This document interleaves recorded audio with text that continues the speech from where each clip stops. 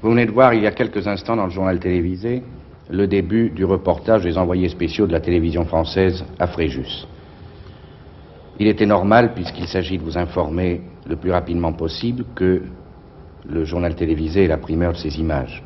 Mais nous espérons pouvoir, à la fin de 5 colonnes à la une, vous présenter la suite de ce reportage, dont d'ailleurs vous retrouverez encore d'autres images à 23 heures dans la dernière émission du journal télévisé et aussi bien sûr demain.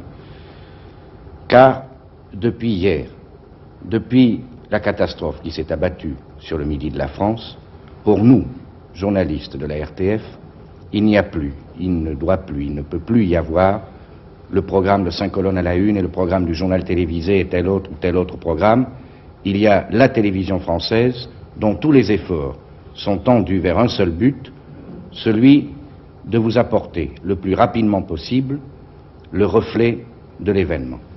La nuit dernière, notre envoyé spécial, Étienne Laloux, a pris l'avion d'Air France pour Marseille. Ce matin, à Fréjus même, il s'était joint à ses camarades du journal télévisé. Il a travaillé avec eux toute la journée et cet après-midi, afin de nous réserver, de vous réserver le maximum de chances d'être informés, nous avons en quelque sorte divisé nos efforts. Michel Droit du journal télévisé est resté à Fréjus, avec lequel nous aurons peut-être dans la soirée, peut-être plus tard, peut-être demain, une liaison directe. Et Étienne Laloux a pris sa voiture et il est allé à Marseille, avec lequel nous aurons tout à l'heure aussi peut-être une liaison directe. Dans la voiture d'Étienne Laloux, nous le savons par un coup de téléphone, il y a plusieurs témoins du drame. Mais, il y a un mais. Est-ce qu'Étienne Laloux sera arrivé assez tôt à Marseille pour vous faire parvenir ces témoignages? À l'instant, on vient de me faire savoir que nous avions la liaison directe avec Michel Droit et Châtel à Fréjus. Ce sont donc des images directes de Fréjus que vous allez recevoir. Je ne sais pas si vous sentez l'émotion qu'il y a dans cette seule liaison et les efforts qu'ont dû accomplir les techniciens de la télévision française pour l'établir plus tôt finalement que nous ne l'avions prévu. Alors attention, à vous Michel Droit, à vous Fréjus.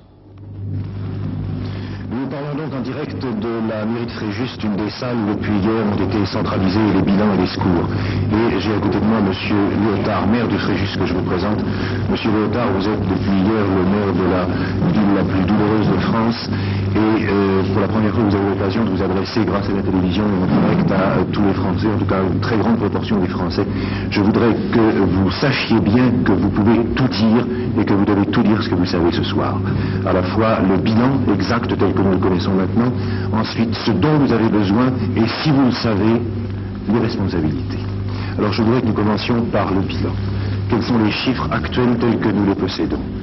Les chiffres sûrs. Je ne reviens pas sur les scènes d'angoisse et d'horreur qu'a connu la population de Fréjus et qui maintenant sont connues de tous.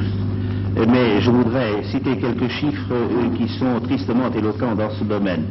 On peut penser que la commune qui compte 13 000 km² a eu, dont un certain nombre d'ailleurs forestiers, a eu 2500 hectares entièrement ravagés.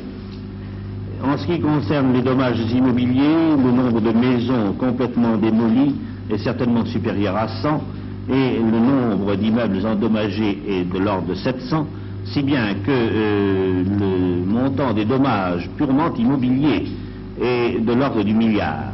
Il faut ajouter à cela les dommages agricoles qui, eux, alors sont extrêmement difficiles à chiffrer. Il y a en effet donc une vaste zone qui a été endommagée, qui a été recouverte par les eaux, si bien que toutes les terres d'amont sont parties, ont été chassées vers la mer, et si les terres basses peuvent être encore récupérées pour l'agriculture, les terres hautes sont désormais condamnées à la stérilité pour de nombreuses années. Or, ces terres hautes comprennent toute la vallée du Réran, qui était une des parties les plus fertiles et les plus riches du territoire de la commune et qui alimentait en particulier le marché métropolitain et nombre de marchés étrangers en pêche. En fait, tous ces bilans, comme vous le dites, il est encore très difficile de les tracer exactement. Par contre, il y a des bilans que nous pouvons commencer à faire de façon presque définitive. Hélas, ce sont les bilans des pertes humaines. Oui. Et j'aimerais que vous nous les donniez tels qu'ils se présentent à l'instant même. Oui, les voilà dans leur sécheresse qui est assez tragique. On a aujourd'hui inhumé 141 personnes. Demain, on procédera à l'inhumation de 50 à 60 personnes, ce qui portera donc le chiffre à 200. Et il faut ajouter au moins une centaine de disparus, et disparus certains dans des conditions tragiques et dans des conditions telles qu'il n'est pas certain qu'on les retrouve jamais. Comment est-ce qu'on peut évaluer le chiffre des disparus?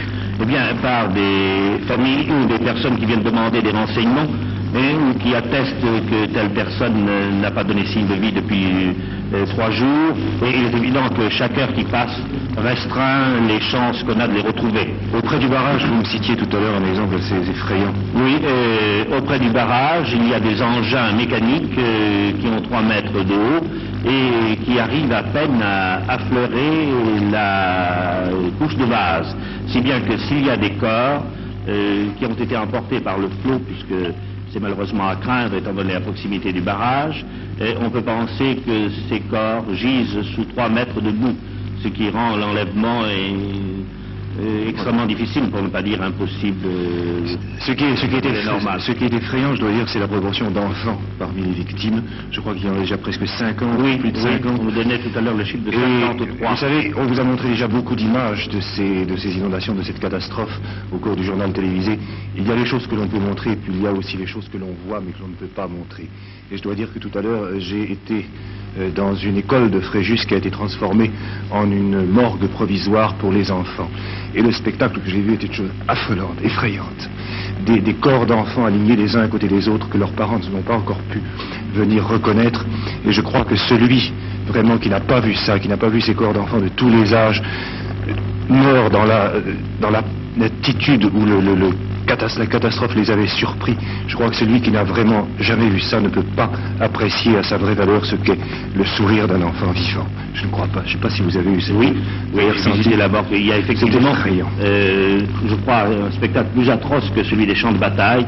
C'est effectivement celui de ces enfants qui ont été surpris pendant leur sommeil. Et on sent vraiment qu'ils n'ont encore leur attitude confiante. On sent vraiment qu'ils n'ont pu esquisser aucun geste de défense. Ils ont été pris dans cette attitude qui est tellement touchante de l'enfant qui se repose, de l'enfant qui dort. C'est effrayant, effrayant. Monsieur le maire, je voudrais que vous nous disiez maintenant ce dont vous avez besoin, parce que vous avez vraiment près de 5 millions, 6 millions de Français peut-être qui vous écoutent, qui vous regardent en ce moment, et vous pouvez leur parler, vous pouvez leur dire exactement ce que Fréjus peut réclamer. J'aurais voulu ajouter quelque chose sur les dommages immobiliers causés et qui concernent à la fois l'autoroute et la base navale et qui se chiffrent dans l'ensemble par milliards. Il est certain que pour l'autoroute en particulier, eh bien, il y a à peu près 4 kilomètres qui sont détruits à 80%, si bien que l'inauguration du tronçon varois devra être reportée certainement l'année prochaine. Mais j'en viens à la question que vous me posez, à savoir les besoins. Les besoins les plus urgents actuellement ne sont pas dans le domaine du ravitaillement. Je crois que pour les jours qui viennent, le ravitaillement quotidien à peu près normal. Vous avez reçu déjà beaucoup. Nous avons reçu naturellement du pain fabriqué par les localités voisines et fourni également par les militaires et par les navires américains qui se trouvent mouillés à proximité de Fréjus. Nous avons reçu du lait concentré en masse, mais nous avons premièrement besoin d'argent. Je regrette d'employer ce terme, mais nous avons d'abord besoin d'argent et avant tout parce que le nombre d'infortunes secourues est très grand et qu'il y a des misères qui ne peuvent pas attendre.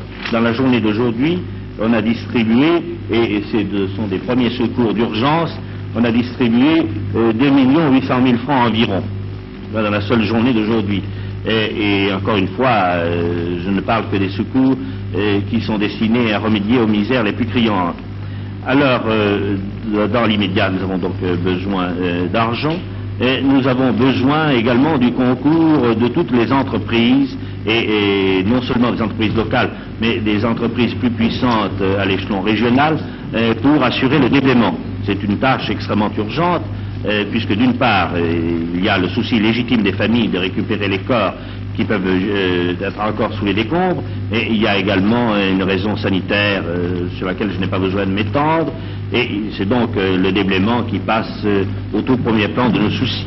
Ensuite, je ne crois pas qu'il faille insister sur le placement des enfants, étant donné que pour des raisons d'ordre affectif et sentimental qui sont d'ailleurs très légitime et que vous comprendrez.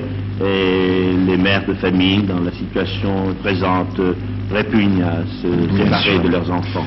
En tout cas, monsieur le maire, je suis sûr que l'appel que vous venez de lancer est pour l'argent et ensuite pour les secours matériels pour vous aider à déblayer sera entendu, car vraiment je crois que vous avez eu la chance là de toucher un maximum de Français susceptibles de vous aider et désireux de vous aider.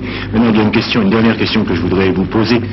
Elle est évidemment délicate et vous n'y répondrez pas si vous ne voulez pas y répondre, mais c'est une question, je crois, que tous les Français se posent, c'est la question des responsabilités. Est-ce que vous savez quelque chose? Est-ce que vous présentez quelque chose? Je vais être très net là-dessus, mais très net dans la négative. Je veux dire c'était un ouvrage public construit par le département, financé par l'État, le ministère de l'Agriculture et par le département, qui a été construit il y a 4 ou 5 ans, et qui était placé sous la surveillance de l'administration du génie rural. Rien pendant les jours qui ont précédé la catastrophe ne pouvait la laisser prévoir. Actuellement, il y a une commission d'enquête qui est saisie du problème, qui va examiner toutes les hypothèses possibles, qui formulera ses conclusions. Et je crois qu'il y aura également une enquête d'ordre judiciaire. Vous comprendrez que dans ces conditions, mon premier devoir soit de me taire. En tout cas, une chose est certaine, et vous me le disiez tout à l'heure, c'est qu'il n'y aura plus jamais de barrage au même emplacement. Dans la mesure où je crois être l'interprète de la population de Fréjus, je puis dire que je m'opposerai, quels que soient les motifs techniques que l'on mettrait en avant, à tout projet de reconstruction d'un barrage à cet endroit-là.